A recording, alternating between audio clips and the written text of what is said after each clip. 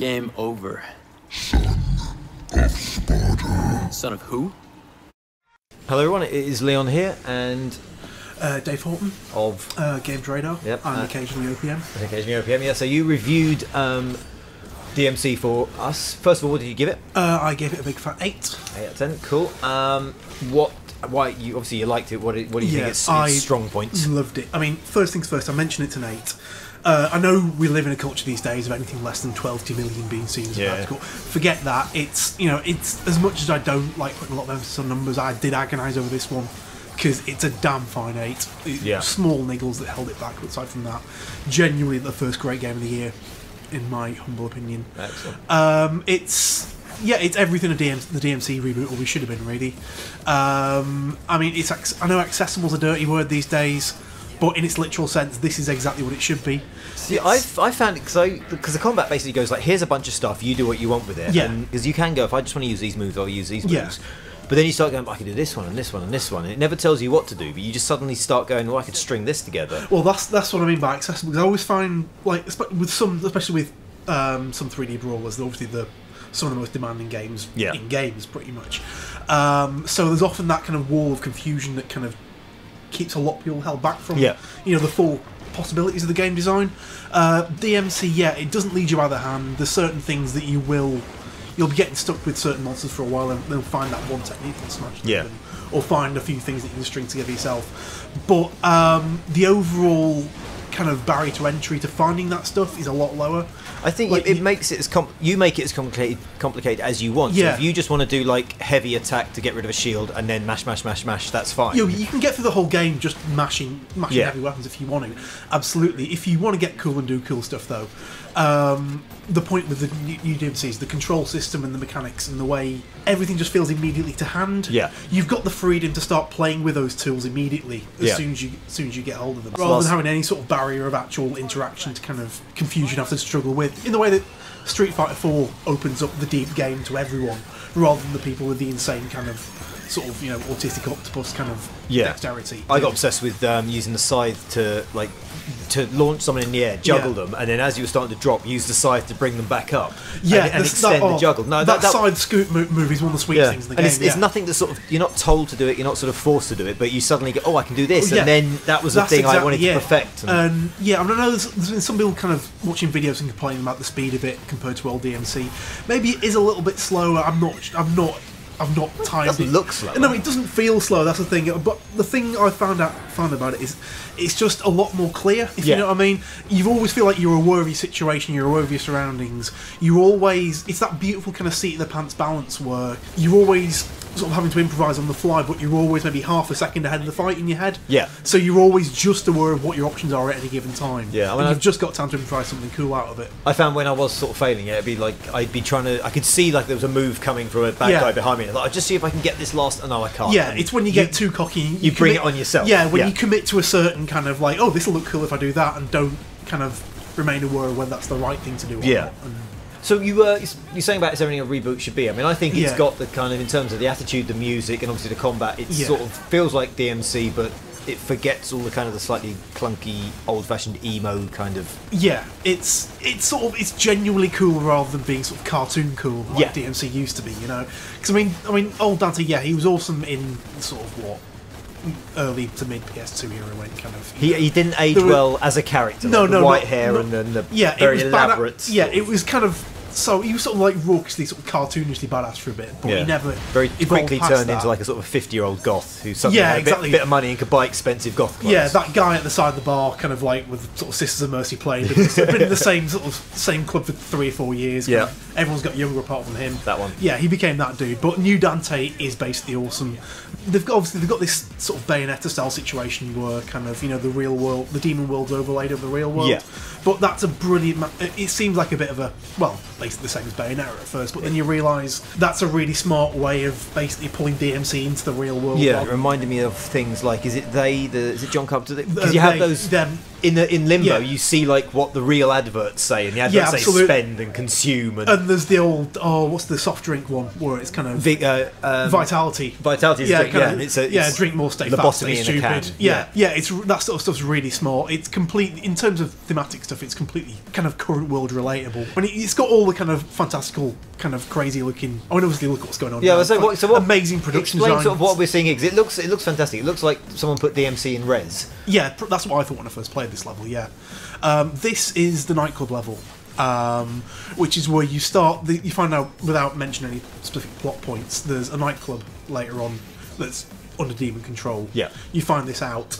There's a specific demon who happens to be the boss for this level, who you've got to go and interrogate by way of extreme violence. Yeah.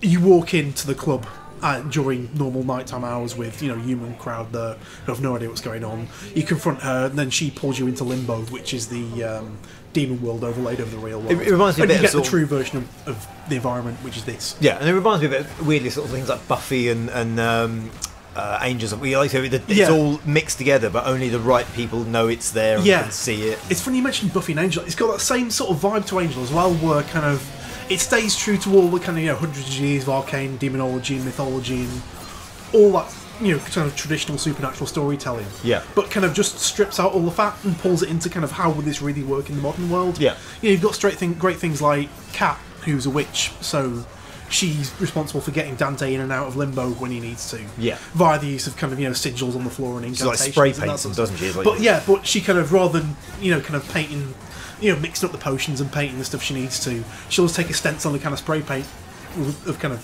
pre-mixed kind of potion and just kind of do it on the spot, which has got such a kind of modern world Buffy vibe to it. It's like incredibly good. But let's talk about the the combat. We're watching some fighting here. We got this, so it's based around basically what you've got: Rebellion the sword. Yeah. Got the Arbiter axe and the scythe, which I can never remember the name of, but it's one of my favourite weapons of the game. Cannot remember what it's called. And effectively, Rebellion is the middle weapon. It does a bit of everything. Rebellion's mid-range all round. Yeah. Moderate speed, moderate power, moderate reach. Yep. Same as it's always been.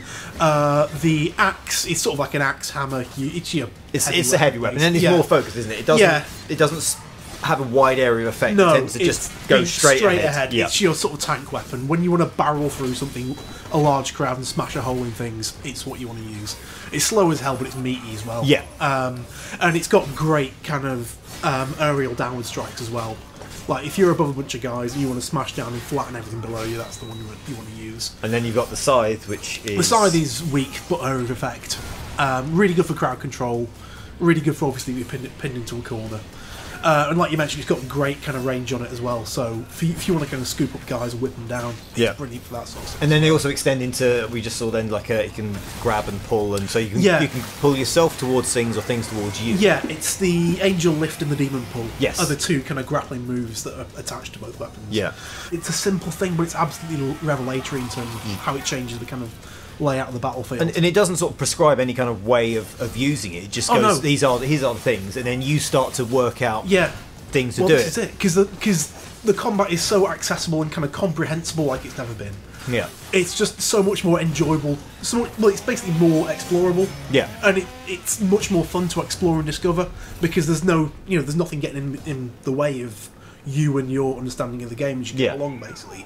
So, like I say, you will find this stuff out along the way. There's no tutorials. There's no kind of this weapon does this. Oh, now try it in this situation. Well, shows you what they do, and then you can work it out. What is the what's a little disc weapon? That's a late game edition. Again, the name of which I can't remember.